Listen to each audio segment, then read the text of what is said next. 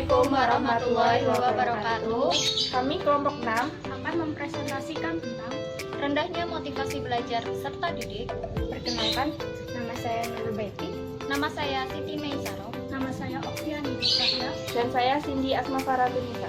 Kami dari kelas 5B Program Studi Pendidikan Matematika, Fakultas Keguruan dan Ilmu Pendidikan, Universitas Pancasakti Tegal.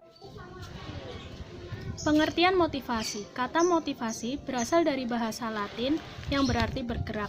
Menurut Stanstock, motivasi adalah proses yang memberi semangat, arah, dan kegigihan perilaku. Menurut Sardiman, motivasi adalah serangkaian usaha untuk menyediakan kondisi-kondisi tertentu sehingga seseorang tersebut mau dan ingin melakukan sesuatu. Sedangkan menurut Dimyati dan Mujiono menyatakan motivasi adalah dorongan mental yang menggerakkan dan mengarahkan perilaku manusia termasuk perilaku belajar. Sehingga dapat disimpulkan bahwa motivasi adalah dorongan yang mengaktifkan, menggerakkan, menyalurkan, dan mengarahkan sikap dan perilaku seseorang untuk mencapai tujuan yang diinginkan.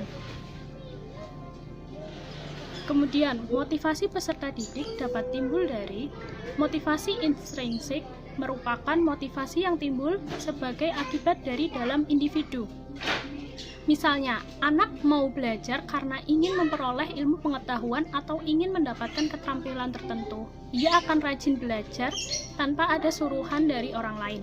Kemudian, motivasi ekstrinsik timbul sebagai akibat pengaruh dari luar individu. Misalnya, karena ajakan, suruhan, atau paksaan dari orang lain sehingga dengan kondisi yang demikian akhirnya ia mau belajar. Fungsi motivasi. A. Motor penggerak dari setiap kegiatan yang akan dikerjakan. Maksudnya itu untuk mendorong manusia untuk berbuat, jadi sebagai penggerak atau motor yang melepaskan energi. Yang B. Menentukan arah perbuatan, yakni ke arah tujuan yang hendak dicapai. Dengan demikian, motivasi dapat memberi arah dan kegiatan yang harus dikerjakan sesuai dengan rumusan tujuannya. Yang C. Menyeleksi perbuatan, yakni menentukan perbuatan-perbuatan apa yang harus dikerjakan yang serasi guna mencapai tujuan dengan menyisihkan perbuatan-perbuatan yang tidak bermanfaat bagi tujuan tersebut. Ciri orang yang memiliki motivasi belajar. Yang pertama, tekun menghadapi tugas. Maksudnya itu dapat bekerja terus-menerus dalam waktu yang lama, tidak pernah berhenti sebelum selesai. Yang kedua, ulet menghadapi kesulitan. Maksudnya itu tidak lekas putus asa. Yang ketiga, senang mencari dan memecahkan bermacam-macam masalah. Yang keempat, lebih senang bekerja mandiri. Yang kelima, dapat mempertahankan pendapatnya. Maksudnya di sini itu tidak mudah melepaskan hal yang diyakini itu kalau sudah yakin akan sesuatu. Faktor-faktor yang menyebabkan rendahnya motivasi belajar peserta didik.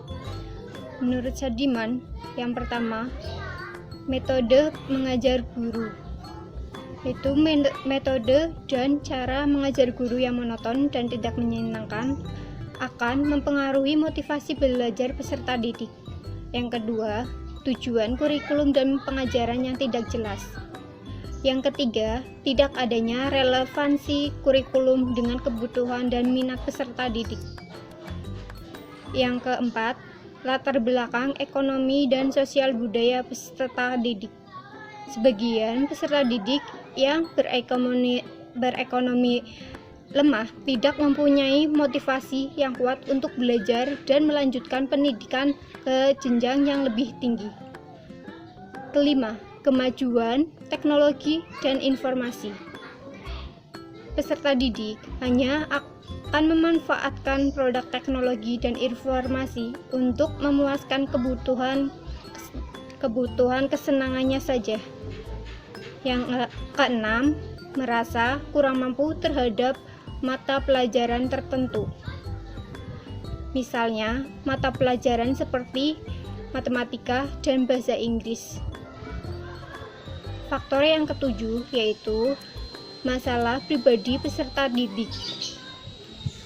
Masalah pribadi peserta didik itu menyangkut pada masalah pada orang tua, teman, maupun dengan lingkungan sekitarnya.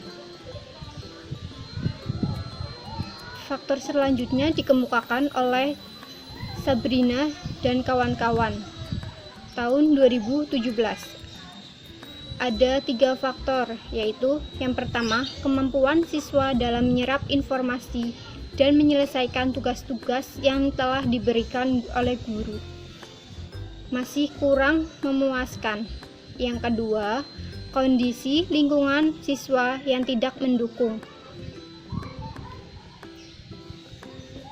Yang ketiga, tata cara guru dalam membimbing siswa.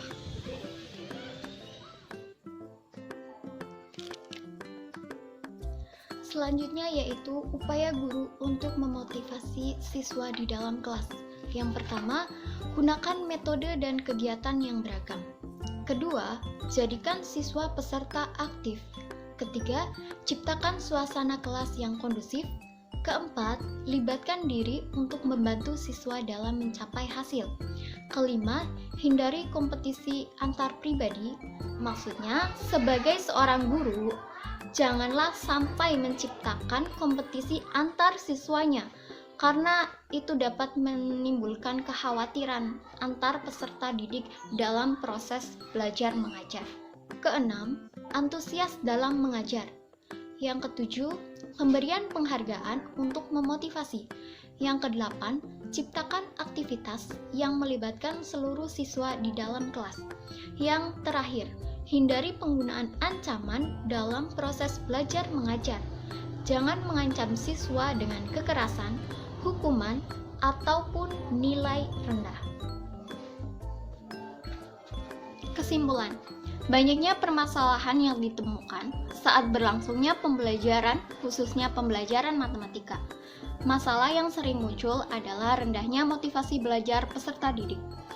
Rendahnya motivasi belajar peserta didik disebabkan oleh beberapa faktor, seperti metode mengajar guru, tujuan kurikulum dan pengajaran yang tidak jelas, latar belakang ekonomi dan sosial budaya peserta didik, kemajuan teknologi dan informasi, merasa kurang mampu terhadap mata pelajaran tertentu, serta masalah pribadi peserta didik, baik dengan orang tua, teman, maupun dengan lingkungan sekitarnya.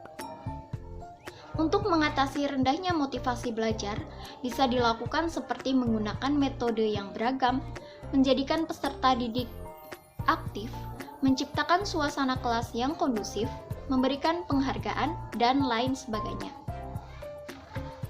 Sekian presentasi dari kami. Wassalamualaikum warahmatullahi wabarakatuh.